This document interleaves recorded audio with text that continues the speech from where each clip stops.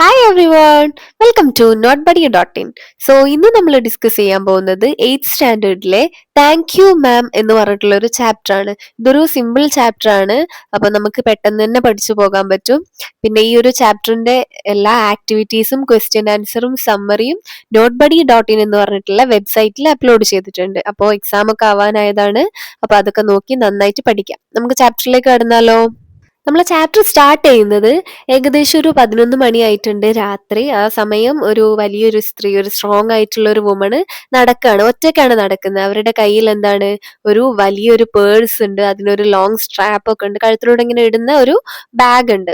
ഒരു young boy വന്നിട്ട് പെട്ടെന്ന് തന്നെ അവരുടെ പിറകിലൂടെ ഓടി വന്നിട്ട് ഈ ഒരു പേഴ്സ് പിടിച്ചു പറിക്കാൻ നോക്കുകയാണ്. പക്ഷെ എന്താണ്, അത് ഹെവി പേഴ്സ് ആയതുകൊണ്ട് തന്നെ അതിന്റെ സ്ട്രാപ്പും നല്ല സ്ട്രോങ് ആണ്. അതുകൊണ്ട് തന്നെ അയാൾക്കത് എടുത്ത് ഓടാൻ പറ്റിയില്ല. അയാളെ ബാലൻസ് ചെയ്തിട്ട് അയാൾ വീണു പോവാണ്, ആ സൈഡിലേക്ക് വീണു പോവാണ്.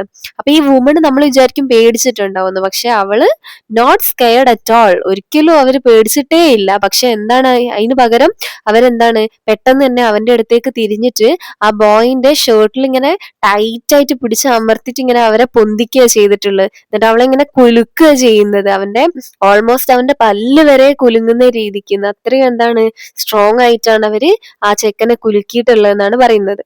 അവനങ്ങനെ ഷെയ്ക്ക് ചെയ്തതിനു ശേഷം ആ വുമണ് പറയാണ് ആ പേഴ്സ് എടുക്കുന്ന്. ആ ചെക്കന്റെ അടുത്ത്, ആ ബോയിന്റെ അടുത്ത് പറയാണ് ആ പേഴ്സ് എടുക്കുന്ന്. എന്നിട്ട് അവര് എന്താണ്, ടൈറ്റ് ആയിട്ട് പൊക്കി പിടിച്ചെന്ന് പറഞ്ഞില്ലേ, അതൊന്ന് ലൂസാക്കി കുറച്ചിങ്ങനെ അവന് കുനിയാൻ പാകത്തിന് ഇങ്ങനെ നിന്ന് കൊടുക്കുന്നുണ്ട്.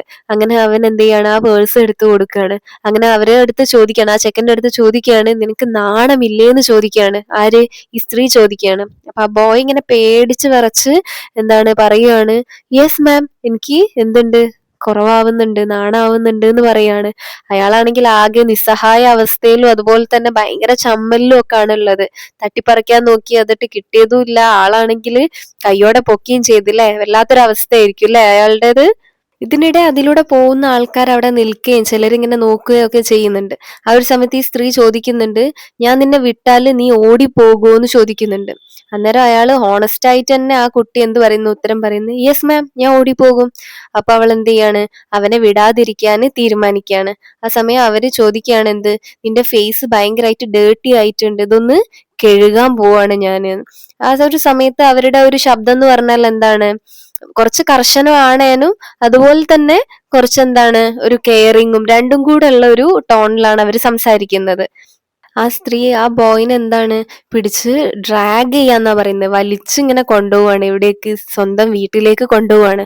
ബോയ് ആണെങ്കിൽ ആകെ പേടിച്ച് ഇങ്ങനെ വിറയ്ക്കുന്നുണ്ട്, അതുപോലെ തന്നെ വിയർത്തൊലിക്കാനും തുടങ്ങിയിട്ടുണ്ട്. അവനിങ്ങനെ സ്ട്രഗിൾ ചെയ്യുന്നുണ്ട് ഒന്ന് ഫ്രീ ആവാൻ വേണ്ടിയിട്ട്. പക്ഷെ എന്താണ്, ആ ഒരു സ്ത്രീ അതുവരെ ഗ്രാബ് ചെയ്തിക്കാന്നാ പറഞ്ഞത്, അതായത് ഇങ്ങനെ പിടിച്ചു നിൽക്കായിരുന്നു. പക്ഷെ ഇപ്പൊ എന്താണ്, ടൈറ്റ് ചെയ്തിട്ട് ഇങ്ങനെ ലോക്ക് ചെയ്തിട്ട് ഫുൾ കൺട്രോൾ ഇപ്പൊ ആരുടെ കയ്യിലാണ്, ആ സ്ത്രീയുടെ കയ്യിലാണ്, ആ ഒരു സ്ട്രോങ് വുമന്റെ കയ്യിലാണ് കംപ്ലീറ്റ് കൺട്രോളും ഉള്ളത്. അവൾ എങ്ങനെയാന്ന് വെച്ചാൽ ഭയങ്കര സ്ട്രിക്റ്റ് ആയിട്ടാണ്, ബട്ട് എന്താണ്, ഒരു റെസ്പോൺസിബിൾ ഗാർഡിയന്റെ ഒക്കെ പോലെയാണ് അവരെ കെയർ ചെയ്യുന്നത്. അതായത് സ്ട്രിക്റ്റ് ആണേനും അതേസമയം ഒരു ഉത്തരവാദിത്തമുള്ള ഒരു രക്ഷിതാവിനെ പോലെയാണ് അവര് പെരുമാറുന്നത്. ആ സ്ത്രീ അവനെ ഒരു വലിയ വീട്ടിലെ, അതായത് തന്റെ മുറിയിലേക്ക് കൊണ്ടുപോവാണ്. അവന് ഭയങ്കരമായിട്ട് പേടിയാവുന്നുണ്ട് ആ ബോയ്ക്ക്. ഇവളിപ്പോ പോലീസിനെ വിളിക്കുവോ, എന്താണ് ഇവരുടെ നെക്സ്റ്റ് മൂവ് എന്നൊന്നും അറിയില്ല. അവന് നല്ല പേടിയുണ്ട്, വിയർക്കാനൊക്കെ തുടങ്ങിയിട്ടുണ്ട്. ആ ഒരു സമയത്ത് അവര് പറയാണ്, എന്ത്, അവര് ചോദിക്കാണ്, നിന്റെ പേരെന്താണ്. അപ്പൊ അത് കുറച്ച് പേടിച്ചിട്ട് തന്നെ, പേടിച്ച ശബ്ദത്തിൽ അവര് പറയാണ്, റോജർ. അപ്പൊ ഈ ബോയിന്റെ പേരെന്താണ്, റോജർ ആണല്ലേ. ആ സമയത്ത് അവര് പറയാണ്, എന്ത്, ഇനി പോയിട്ട് മുഖം കഴുക്, നിന്റെ മുഖത്ത് മൊത്തം ഡേർട്ടാണ്, നീ ഒന്ന് മുഖം കഴുക്. അപ്പൊ റോജർ ആകെ ഇങ്ങനെ കൺഫ്യൂസ്ഡ് ആയിട്ടും അതുപോലെ എന്താണ് പേടിച്ചിട്ടും ഒക്കെ നിൽക്കുകയാണ്. എന്താണ് അടുത്ത് സംഭവിക്കാൻ പോകുന്നതെന്ന് അറിയുന്നില്ല. ആ ഒരു സമയം ഡോർ ഓപ്പൺ ആണ്. അപ്പൊ ഇങ്ങനെ റോജർ ഇങ്ങനെ ഡോറിലേക്ക് നോക്കുന്നുണ്ട്.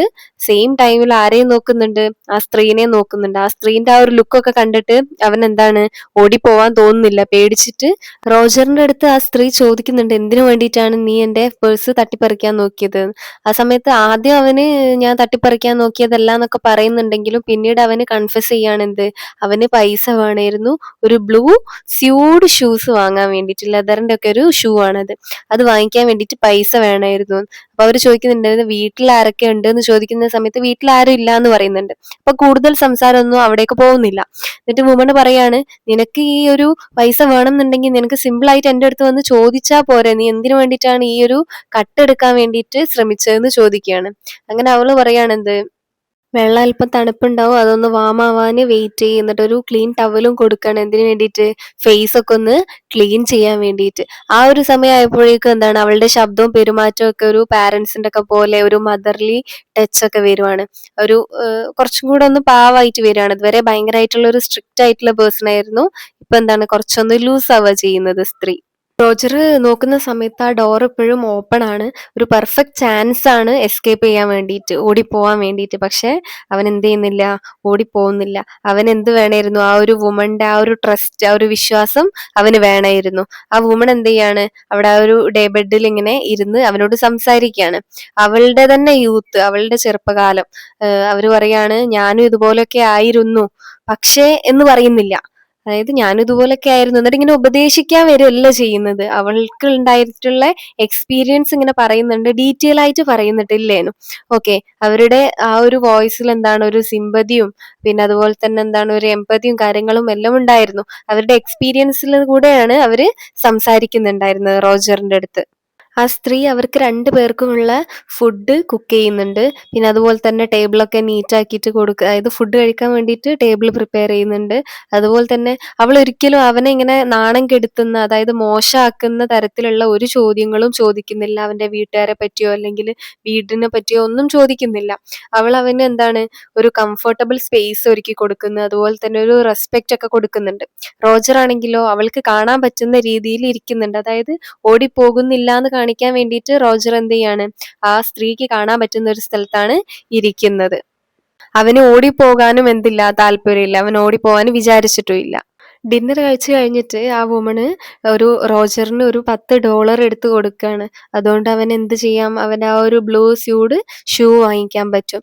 അതുപോലെ തന്നെ അവനോട് പറയുന്നുണ്ട്, ഒരിക്കലും സ്റ്റീൽ ചെയ്യരുത്, ഒരിക്കലും കട്ടെടുക്കരുത് എന്നും പറയുന്നുണ്ട്. ബിഹേവ് ചെയ്യാനും പറയുന്നുണ്ട്. Behave your self, behave himself എന്നൊക്കെ പറയുന്നുണ്ട്. അതായത് എന്താണ് പ്രോപ്പർ ആയിട്ട് ബിഹേവ് ചെയ്യണം, ഒരിക്കലും എന്താണ് കട്ടെടുക്കരുത് എന്നുള്ള ആ ഒരു മെസ്സേജ് അവൻ്റെയിലേക്ക് എത്തിക്കുന്നുണ്ട്. റോജറിന് ആ സമയം എന്തൊക്കെയോ കാര്യങ്ങൾ പറയണമെന്ന് ഇങ്ങനെ വരുന്നുണ്ട്. ഒരുപാട് നന്ദിയും ഗ്രാറ്റിറ്റ്യൂഡും അഡ്മിറേഷനും ഒക്കെ കാണിക്കണമെന്നുണ്ട്. പക്ഷെ അവൻ എന്താണ്, വേർഡ്സ് ഒന്നും വരുന്നില്ല. അവൻ ആകെ പറയാൻ പറ്റുന്ന ഒരു കാര്യം എന്താണ്, താങ്ക് യു എന്നാണ്. അപ്പൊ അവന് താങ്ക് യു മാത്രമാണ് പറഞ്ഞിട്ടുള്ളത്. ആ ഒരു സമയം വുമൺ എന്ത് ചെയ്യും, വാതിലടയ്ക്കും. റോജർ പിന്നീട് ഒരിക്കലും ആ സ്ത്രീയെ കണ്ടിട്ടില്ല. പക്ഷെ ഈ ഒരു എക്സ്പീരിയൻസ് എന്താണ്, അവന്റെ ലൈഫ് തന്നെ മൊത്തത്തില് ചേഞ്ച് ആക്കുകയാണ് ചെയ്യുന്നത്. ലൈഫേ മാറിപ്പോവാണ് ചെയ്യുന്നത്. ഓക്കെ, ഇത്രയാണ് നമ്മൾ ഈ ഒരു ചാപ്റ്റർ വരുന്നത്. ചാപ്റ്ററിൽ എന്തെങ്കിലും ഡൗട്ട്സ് ഉണ്ടെങ്കിൽ നിങ്ങൾക്ക് ചോദിക്കാം. അതുപോലെ ക്ലാസ് മനസ്സിലാവുന്നുണ്ടോ ഇല്ലേ എന്നുള്ളതൊന്നും പറയാം. പിന്നെ അതുപോലെ ഈ ഒരു ചാപ്റ്ററിന്റെ എല്ലാ ആക്ടിവിറ്റീസും നന്നായിട്ട് പഠിക്കുക. ആക്ടിവിറ്റീസ് ഒക്കെ എങ്ങനെ എടുക്കുക എന്നുള്ളൊരു വീഡിയോ ചെയ്തിട്ടുണ്ട്. അത് നിങ്ങളെ ക്ലാസ്സിന്റെ പ്ലേലിസ്റ്റിൽ പോയി നോക്കിയാൽ കിട്ടുന്നതാണ്. അപ്പോൾ എല്ലാവരും നന്നായിട്ട് പഠിക്കാം. Okay, all the best. Thank you.